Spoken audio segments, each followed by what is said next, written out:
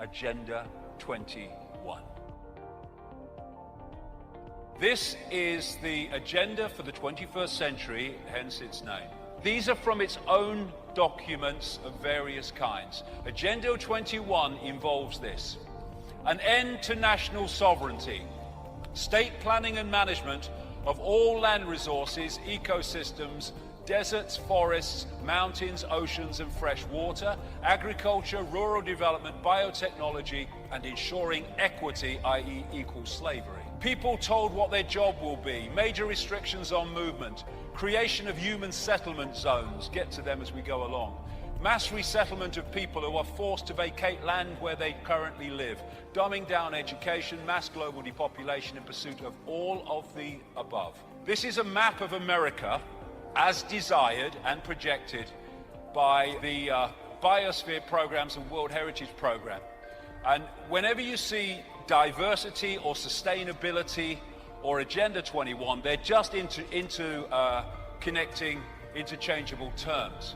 So the red on this map of America is designed to be core reserves and corridors with little to no human use. Can you imagine the numbers of people to be removed to make that possible? Then you've got all the yellow bits, buffer zones, highly regulated use, and normal use are just the green bits. Look at it across America, 300 odd million people. And the idea is to make vast areas of land, ban it from human use and human activity on the basis of saving the environment, when what it is taking it all over for the less than 1%. What they want to do is concentrate the masses in high-rise, ultra tiny boxes where they can be under surveillance 24/7. Now, get the people off the land. And so what they're doing, they're changing the laws and they're making economic changes which make it impossible for those that are not of the elite to stay on the land. And so what they're doing under Agenda 21, and America is the primest example, is they're just not funding rural communities. They're not funding rural schools, they're not mending rural roads to make life impossible, to get people off the land. Now this is a big area where people get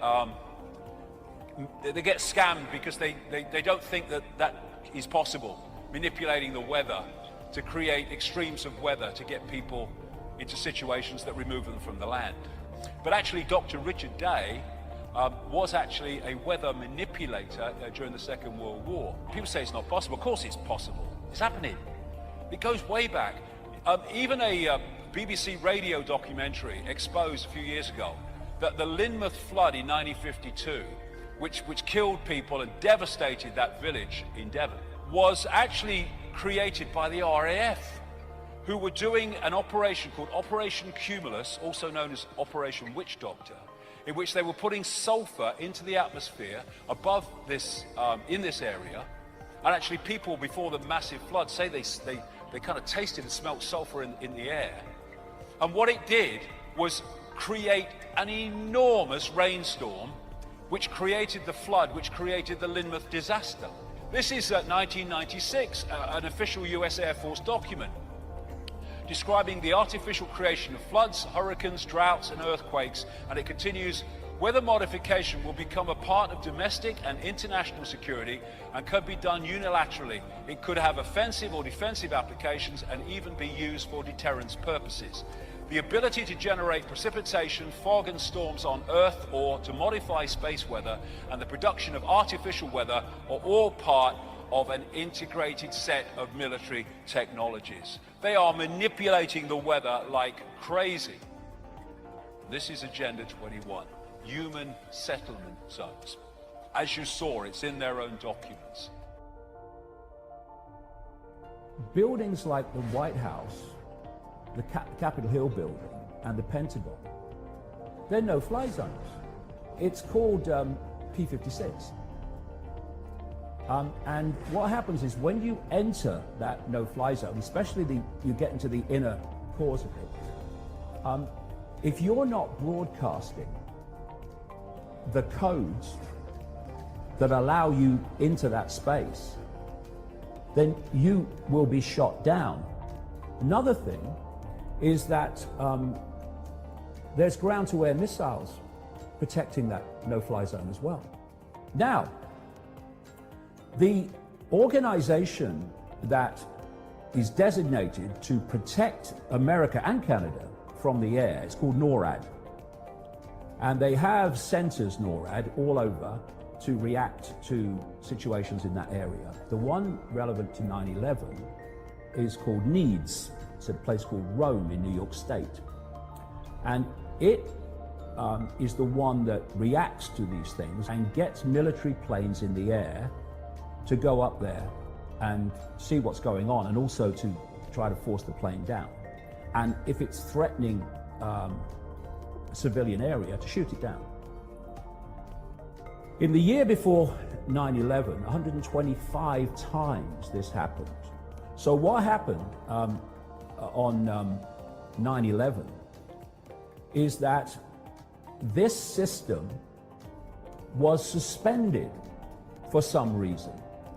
And in a period of some 2 hours while this was playing out, not one single military plane was scrambled that made any difference to events. 10 miles down the road from the Pentagon and the White House is the Andrews Air Force Base. The Andrews Air Force Base is where Air Force One comes in and foreign leaders come in and then get helicoptered to the White House. They do not have planes on standby to react 10 miles down the road to the no-fly zone over Washington. After the Pentagon was hit, as was widely reported, planes were scrambled from the Andrews Air Force Base to protect other attacks of Washington. What weren't they before? Because it had to be allowed to happen. Now here's another kicker. First of all, at least some of those phone calls couldn't have happened. And if some of them didn't happen, the question is, did any of them happen? And according to American Airlines, that's what Flight 77 was, the airphones were taken out or dismantled by the time of 9/11 on 757s of American Airlines. That's in their own manual saying that. I've quoted from their manuals. Pilots and cabin staff have said the same. Oh no, there were no airphones on 757s at that time on American Airlines. We're on United Airlines, not on American Airlines. Then you have a story of a passenger on Flight 93 calling his wife, a man called Tom Burnett. And his wife said that when the call came, his cell phone came up, right? So he's calling on a cell phone. And they had a conversation. The FBI was saying that these cell phone calls were made from these planes, right? They pointed out you certainly couldn't then, make cell phone calls from the altitudes they were talking about. Absolutely impossible. So suddenly the FBI story started to change and they became airphones instead of cell phones.